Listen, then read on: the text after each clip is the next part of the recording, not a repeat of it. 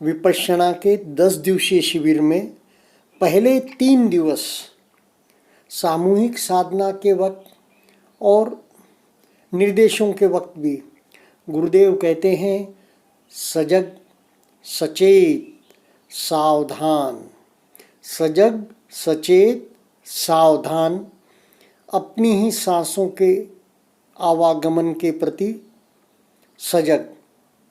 सांस आया सांस गया।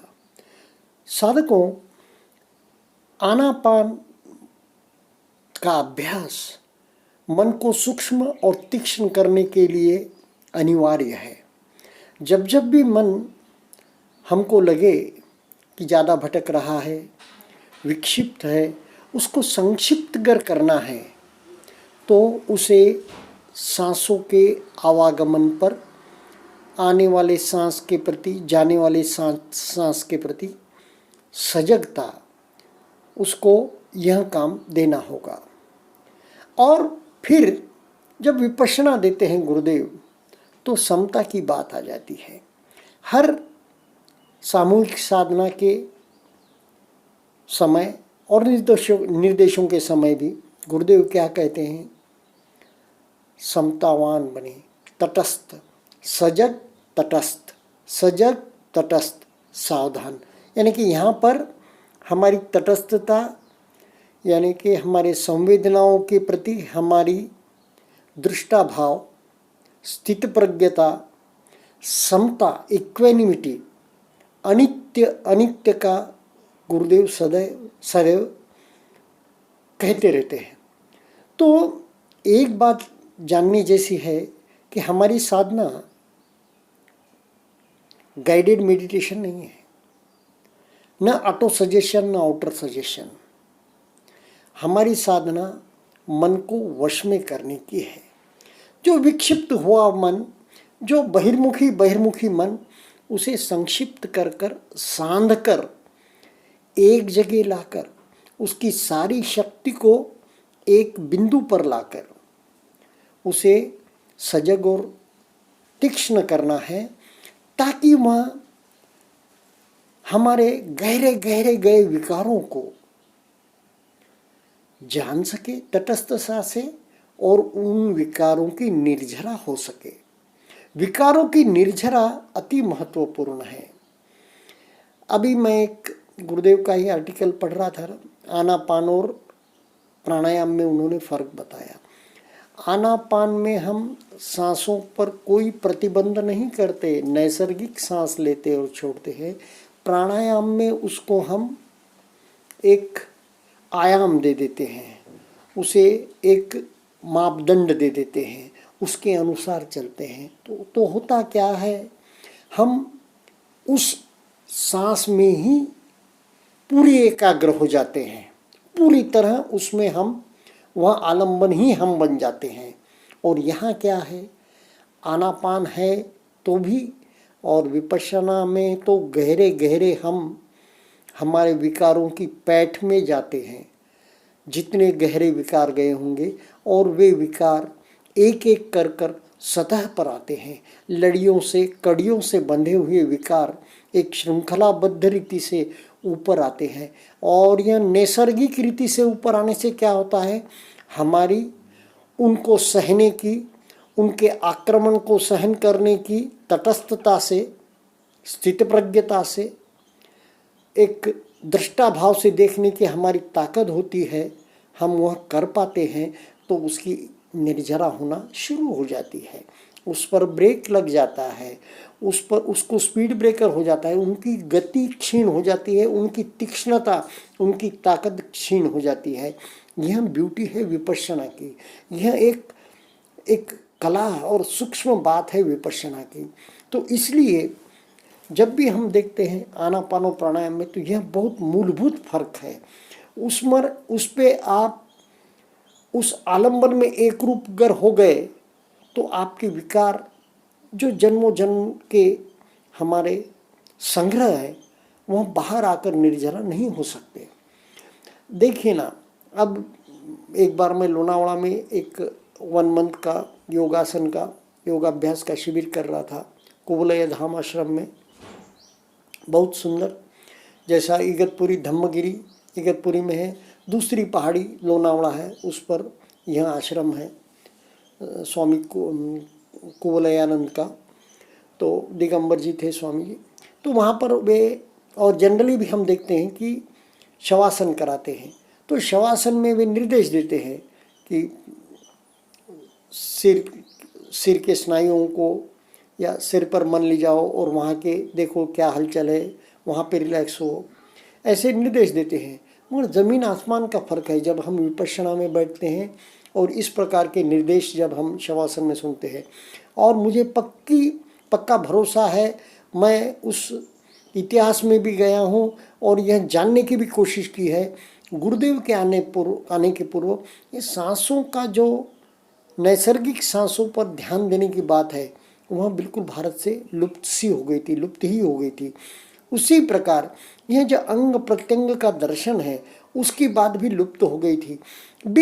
फिर उसके बाद कुछ लोगों ने विपश्यना ध्यान साधना की और एक एक शिविर करके वे जाकर अपनी योगासन में उसका प्रयोग करने लग गए। योगासन सिखाते वक्त शवासन में, या फिर सांस को देखो नैसर्गिक, ऐसा कहने लग गए। लेकिन मूल बात तो विपश्यना की है।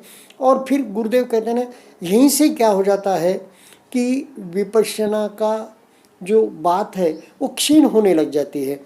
जो साधना है शील समाधि प्रज्ञा की, वो उस और साधारण सी बात समझकर उसे लोग छोड़ देने लग जाते हैं। तो यह शरीर का दर्शन जो है सो बैठकर व्यवस्थित रूप से, और जब हम करते हैं विपश्यना में बैठकर ध्यान साधना में, तो ही शरीर का योग्य प्रकार से वो जो संतुलन है, वह निरीक्षण है, वह ध्यान साधना के अनुरूप होता है। ज़्यादा करके अनादिकाल से भी यह कहा जाता है, आप हॉरिजॉन्टल फ्लैट लेटे हैं तो शायद सर के हमारे, जिसे हम माइंड कहते हैं, जो माइंड है यानी कि जो मेंदू है, जो मज्जा संस्था है हमारी, उसका जो होना है, सो जाना है, उसके कारण जो नींद एक अलग बात है, नींद भी आ जाती है उसमें। और एक उसकी जो पोजीशन है वर्टिकल होना चाहिए। अगर उसको टिल्ट हो गई, झुक गई, या हम उसको फ्लैट हॉरिजॉन्टल पोजीशन में ले गए मस्तिष्क को, मन को, तो शायद उसकी जो अवस्था है, उससे जो ध्यान का कार्य होना चाहिए, ध्यान में जो वहाँ सजगता भी नहीं, सजगता तो अवश्य उस बैठने के बाद ही आएगी, नींद का भी बात नहीं, उससे भी गहरी बात है कि जब तक वहाँ विशिष्ट पोजीशन में नहीं स्थिर होता, वर्टिकल में, जहाँ से ऊपर से निर्देश हमारे स्पाइनल कॉर्ड से होते हुए पूरे सारे शरीर में जाते हो, उसकी जो अवस्था है बैठने के बाद हमारे माइंड की, मन की होने की, यानी कि मस्तिष्क की होने की अवस्था, वह बहुत महत्व की हो जाती है। उसी पोजीशन में हम ध्यानरत हो सकते हैं, उसी पोजीशन में जाकर हमें निर्वाण का साक्षात्कार समझो या बाकी आगे की बातें हो सकती है। गहरे गहरे ध्यान की अनुभूति, पसद्दी, यह उसी पोजीशन में लेनी चाहिए, हो सकती है। और इसीलिए अनादिकाल से बैठकर स्थिर होकर, चाहे कोई भी प्रणाली हो, उसमें ध्यान करने के लिए कहा गया है। और मन को वश में करे बगैर तो ध्यान हो ही नहीं सकता। जितने दरवाजे हम नैसर्गिक रूप से बंद कर सकते हैं, उतने दरवाजे हमने बंद कर लेने चाहिए शरीर के। यानी कि आँख है, खुली आँखों से तो फिर दृश्य दिखते रहेंगे और वह दृश्यों का परिणाम मन पे न हो, असंभव बात है। उस दृश्यों के कारण हम उस दृश्यों के पीछे न दौड़े, यह भी असंभव बात है। हाँ, कानों के लिए क्या है, कानों को हम नैसर्गिक से बंद नहीं कर सकते, तो ऊपर से कानों को ढकने के लिए या कानों को बंद करने के लिए नहीं कहा गया है। शरीर को हम स्थिर करना चाहिए, नहीं तो मन शरीर के साथ साथ जहाँ भी ज़्यादा एक्टिविटी होगी, जहाँ भी वेदना ज़्यादा होगी, उस ओर मन जाएगा, वहाँ पर मन उपस्थित होकर उसी अंग में, उसी कार्य में लग जाएगा। इसलिए हाथों को, आँखों को, शरीर को, टांगों को एकदम कहा गया स्थिर रखो। देखेंगे आप धीरे धीरे एक और बात देखेंगे, जो साधक है वो अनावश्यक शरीर के अंग हिलाता नहीं है, बहुत लोगों को आदत होती है ना, टेबल कुर्सी पर बैठे हैं या और कहीं बैठे हैं, उंगलियों की अनावश्यक मूवमेंट करेंगे, हलचल करेंगे, कोई पैरों की घुटनों की हलचल करेगा, पैरों की हलचल करेगा, अस्थिर मनस्थिति का प्रतीक है।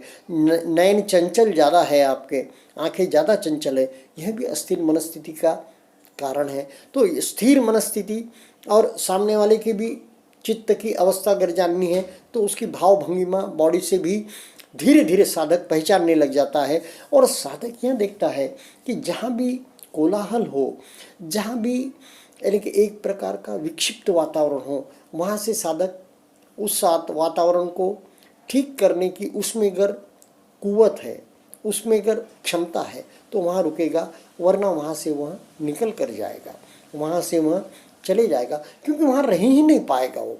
जैसा आजकल हम देखते हैं ना सिनेमा वगैरह, तो गंभीर साधक जब हो जाता है वो रुचि उसको होती नहीं, उसको वहाँ वह सिनेमा के, नाटक के, खेल तमाशे के भावों के साथ बह ही नहीं सकता, क्योंकि उसे यह खेल तमाशा, नाटक, सिनेमा, सीरीज या टीवी के प्रोग्राम सब यानी कि मन के एक प्रकार की मन की बहाव लगता है, तरंग लगती है, उस व्यक्ति के पर्टिकुलर मन की अवस्था लगती है। तो यह संसार ही एक सिनेमा है, नाटक है, और एक नया नाटक क्या देखे, उसको वो कोलाहल भी मन को ठीक नहीं लगता, उसकी एकाग्रता को, साधना के शरीर को यह चीज़ें भाती नहीं, तो यह वह उसमें लिप्त होता नहीं। तीसरी बात आई, किसी ने पूछा कि पेट वगैरह के बारे में, यानी कि पालतू कुत्ता बिल्ली रखने के बारे में। हमारे आश्रमों में यानी कि साधना केंद्रों पर भी गुरुदेव ने कोई बिल्ली कुत्ता रहने के लिए एक मनाही सी की हुई है। हाँ, उनको खाद्य दो, मगर बाहर बहुत दूर दो, ताकि वे हर बार साधना केंद्र पर आकर खाद्य के लिए न बैठे और उपद्रव पैदा न करें। रात के दिन के टाइम भी उनके भौंकने का, कुत्ता बिल्ली रहा तो एक उनके एक अलग वाइब्रेशंस है। यह वाइब्रेशन जानने के लिए अभी कोई विरोध नहीं है आपको, लेकिन आप खुद ही पहचान जाएंगे, अरे इनके वाइब्रेशंस ऐसे होते हैं। किसी व्यक्ति के, कुत्ता बिल्ली के तो होते ही आक्रामकता है, इसलिए उसे बहुत एक करके साधक अपने घर में भी नहीं रखता, क्योंकि वह किसी को देखते ही उसकी मन शांति को भंग कर देते हैं। और जो हमारी भी मन शांति होती है घर की साधना करने, उसी भी आक्रामकता से भंग हो जाता है। तो इसलिए भी उनको नहीं रखने का प्रावधान है। कोई कहेगा कि भाई पेट को कुछ नॉनवेज वगैरह देना पड़ता, अब वो ठीक है, आपको जब तक ठीक लगे करते रहना, नहीं तो क्या कर सकते, इसके बारे में तो कोई विशेष निर्देश